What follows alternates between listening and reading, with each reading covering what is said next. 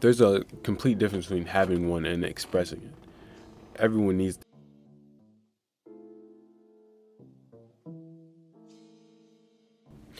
We are too egotistical to find our own sense of peace. I think that ego in some ways is a necessary something that we need in order to, be a person, to implore our own ideas, to, express any idea of I and express yourself for what you know to be yourself. Anyone can look at you and say, "Oh, you have ego," or "Oh, that action was egotistical," but every action by any person can be seen as egotistical. Who can sit and say that they don't have it? That's like saying you don't have an identity to yourself. Everything we are is partially ego. It's something that makes up who we are in an external sense and who we need to be in order to be us. I feel like it's so stigmatized nowadays to have an ego, or we should try not to have it. But there's a complete difference between having one and expressing it. Everyone needs to have one. Everyone should have an idea of themselves. But it's the expression of it that comes off as somewhat arrogance or cockiness at some points, or maybe selfishness. It's when people only use that one part of who they are to determine how they interact with the world around them that it becomes an issue. I feel like anyone can have ego, but as long as they have compassion, sympathy, and empathy for other people, they're able to somewhat work around any type of stigma they may initially have when they're first reacting with ego. I believe that there is a self that's beyond it, a way void of a lot of our issues, because a lot of our issues stem from our ego, from our association with certain objects and people, and positing so much of our emotion and expression and who they are and who we are in terms of how we interact with these certain objects and individuals.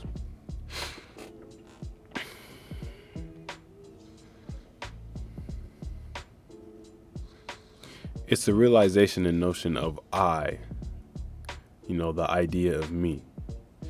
Who we are is that looking at the self. It's that, it's not the present moment you, because I think that's void of ego. It's that inner monologue that takes things personally. It's the part of you that wants to posit yourself as something that really is here, rather than, allowing yourself to kind of take what you need. It's the part of you that limits other options for perspective, I'd say. I don't think ego is bad at all. Rather, some of the projections of our desires and self-neglect of the existence of separate existences is the problem. And it's this neglect that creates major separation between us and others. A neglect of others is a neglect of the self in more ways than we may admit. Because I think that a lot of us fail to realize how much interaction and how much we're basing a lot of who we are on our interactions socially and interactions with things that are beyond us. And if we ever get to a point where we're neglecting those relationships or neglecting ourselves in terms of having consciousness on how things impact us, then that's ultimately when it starts to become negative. Because ego can only last for so long, and after that muttering of ego, you're gonna sit there and be like, damn, or dang, I really messed up, or I didn't have to react like that, or I could have handled this better, or I could have done this better. I feel like it's that present neglect that allows, your ego to take over. And with that neglect, you're only eventually hurting yourself. I can attest to the fact that our negative egoist outbursts tend to impact us more than they do others. Unless you bury yourself too deep within this ignorance, and you will come out of the state realizing that disregard was unbefitting of self. I think a lot of us hold ourselves to a good degree and high standard, but it's kind of brushed away whenever we're put into situations where we feel like it's personal to us. I think that it's better to take the self outside of this egotistical controversy, because ego can't do much for you other than identify.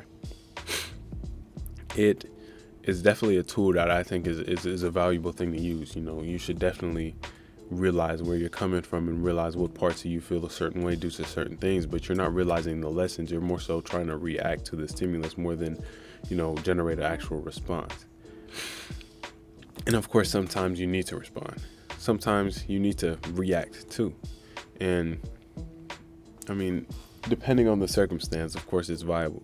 But a lot of the times I feel like, we're protecting this idea of ourselves that we had little to no part in creating. And then we also attack ourselves with our own ego. Like, we get mad at ourselves for the way we interact, when in reality it's all part of ourselves. And we try to separate that part of ourselves, and I feel like that's why it has such a prominent control, because we feel like it's a whole separate something that allows us to react in certain ways, and then we can blame it on that sole singular something, when in reality everything is there in that present moment.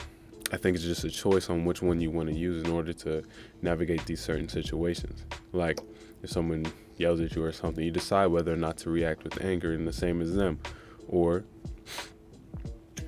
you react with anger. I feel like that's a choice we all make, and it's the ego that makes it feel so personal. It makes it feel so, you have to react a certain way, or you have to make it even, or make them feel what you feel. And that's like, I think, the opposite of empathy. That's like a forced narcissism, because you think that, not to say that your feelings aren't important, but you think that you have to express these outbursts in order to posit that your feelings are important. And I feel like a lot of this stems from like a lack of self-confidence and self-esteem, because if we're able to posit so much faith in who we are and in security in ourself, then we won't need to have a lot of egotistical outbursts to prove our worth or to state to others how we are. We'll simply act in a manner befitting of ourselves, so we don't have to. Any outward projection of ego cannot help the self-develop, but only show you ways in which you are behind. I think that there are parts of this that are beyond the petty nature of ego. Who we are is not restricted by circumstance. It is in our own hands to be above the nonsense this world has to offer. And trust and believe, this world has a lot of nonsense to offer. I don't think there's ever a moment where I think peace is sometimes a choice. And I think a lot of us choose not to have peace, because boredom is not necessarily a fun thing for our short gratification wired minds to process. A lot of us are stuck within a world where we need to be constantly stimulated in order to think we're having fun, or to think that we're living a life worthwhile, when in reality what we're neglecting is the peace that can be achieved with like a little bit of silence and tranquility. The peace that is the boredom, the voidness of issue. And I think our ego wants to be stimulated. It wants to, have that thing. But then the ego also wants to destroy itself. It's like, people say, oh, I want to get rid of my ego. And then I ask, like, or then you'll say, like, who's asking? It's that identity that's trying to get rid of that identity. And it's strange, because I don't think a lot of us posit so much, faith in ourselves and enough, affirmation towards who we are to be above that sort of egotistical outburst, even towards ourselves. So I guess the point is to, focus on the present moment, focus on what you have power in, and make the choices that are befitting of you, rather than, appealing to, the short-term ego. You have to kind of look forward a little bit, and then just take a step back and realize how much these egotistical outbursts tend to serve you, and they really don't.